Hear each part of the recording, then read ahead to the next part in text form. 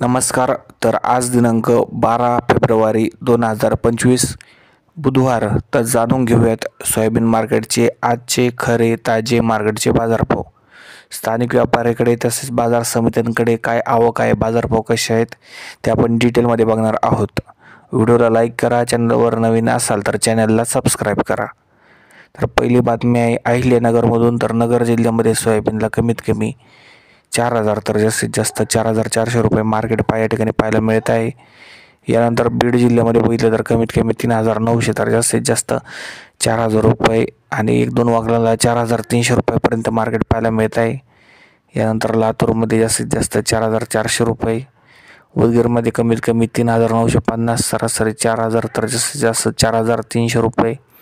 यानंतर जर बघितलं तर जे आहे विविध जिल्ह्यांमध्ये बीड, धाराशिव, अकोला, वाशिम, लातूर, नांदेड सह नाशिक या भागात जे आहे सोयाबीनला जास्तीत जास्त 4,400 रुपये बाजार